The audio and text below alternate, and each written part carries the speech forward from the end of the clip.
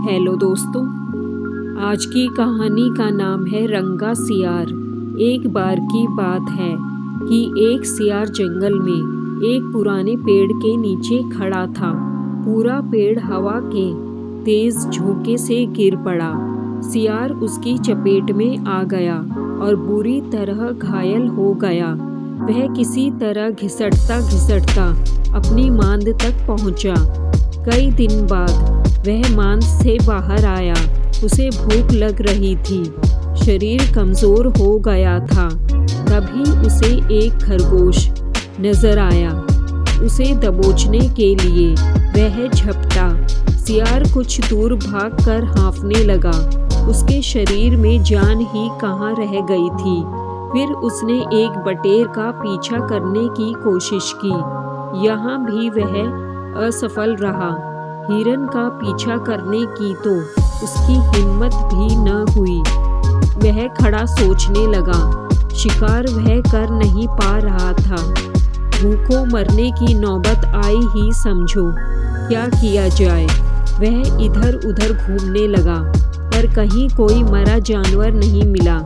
घूमता घूमता वह एक बस्ती में आ गया। उसने सोचा शायद कोई मुर्गी या उसका बच्चा हाथ लग जाए, सो वह इधर उधर गलियों में घूमने लगा।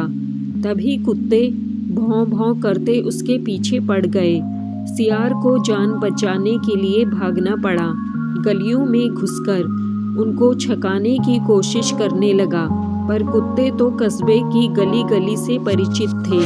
सियार के पीछे पड़े कुत्तों की टोली बढ़ती जा रही थी और सियार के कमजोर शरीर का बल समाप्त होता जा रहा था। सियार भागता हुआ रंगरेजों की बस्ती में आ पहुंचा था। वहां उसे एक घर के सामने एक बड़ा ड्रम नजर आया। वह जान बचाने के लिए उसी ड्रम में कूद पड़ा। ड्रम में रंगरेज ने कपड़े रंगने के लिए रंग घोल रखा था। कुत्तों का टोला भौंकता चला गया। सियार सांस रोककर रंग में डूबा रहा। वह केवल सांस लेने के लिए अपना मुंह बाहर निकालता। जब उसे पूरा यकीन हो गया कि अब कोई खतरा नहीं है, तो वह बाहर निकला। वह रंग में भीग चुका था। जंगल में पहुंचकर उसने देखा कि उसके शरीर का सारा रंग हरा हो गया है। उस ड्रम में रंगरेज ने हरा रंग घोल रखा था। उसके हरे रंग को जो भी जंगली जीव देखता, वह भयभीत हो जाता। उनको खौफ से कांपते देखकर रंगे सियार के दुष्ट दिमाग में एक योजना आई। रंगे सियार ने डरकर भागते जीवों को आवाज दी, भाइयों भागो मत, मेरी बात सुनो। उसकी बात सुनकर सभी भागते जानवर ठिठके। उनके ठिठकने का रंगे सियार ने फायदा उठाया और बोला, देखो देखो मेरा रंग। ऐसा रंग किसी जानवर का धरती पर है नहीं ना। मतलब समझो, भगवान ने मुझे यह खास रंग देकर तुम्हारे पास भेजा है। तुम सब जानवरों को बुला लाओ तो मैं भगवान का संदेश सुनाऊं। उसकी बातों का सब पर गहरा प्रभाव पड़ा। वे जाकर जंगल के दूसरे सभी जानवरों को बुलाकर लाए।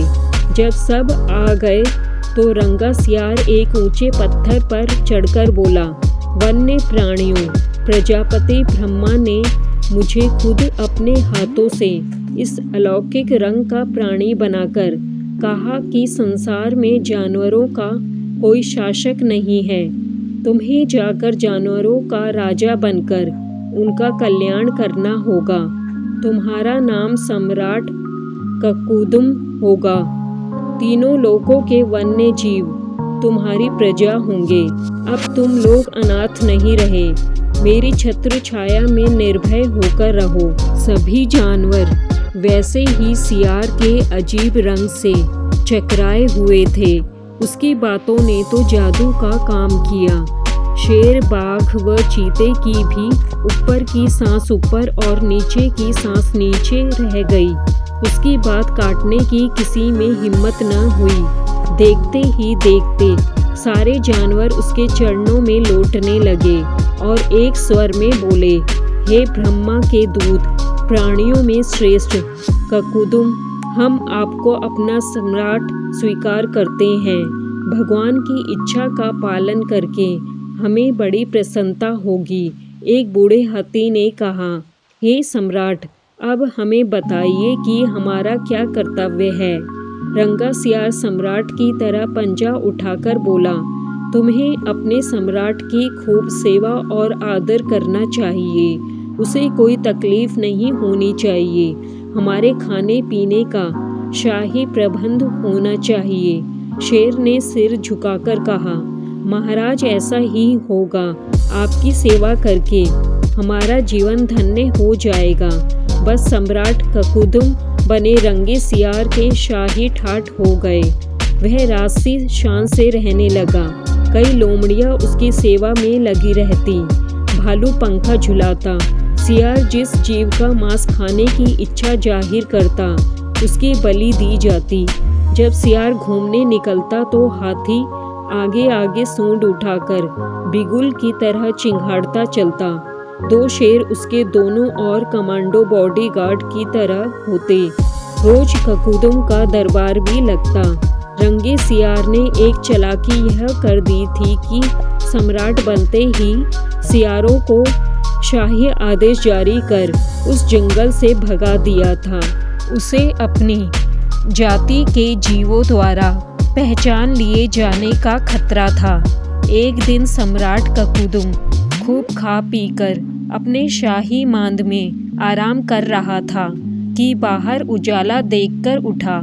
बाहर आया तो चांदनी रात खिली थी। पास के जंगल में सियारों की टोलियां हू की बोली बोल रही थी। उस आवाज को सुनते ही ककुदुम अपना आपा खो बैठा।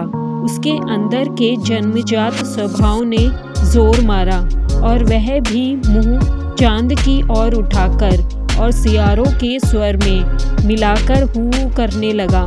शेर और बाघ ने उसे हू करते देख लिया। वे चौंके। बाघ बोला, अरे यह तो सियार है, हमें धोखा देकर सम्राट बना रहा, मारो नीच को। शेर और बाघ उसकी ओर लपके और देखते ही देखते उसका तिया पाचा कर डाला। दोस्तों, इस कहानी से हमें यही शिक्षा मिलती है कि नकलीपन की पोल देर या सबेर ज़रूर खुलती है। दोस्तों, आपको यह कहानी पसंद आई तो प्लीज़ इसको लाइक और चैनल को सब्सक्राइब करना ना भूलें। धन्यवाद।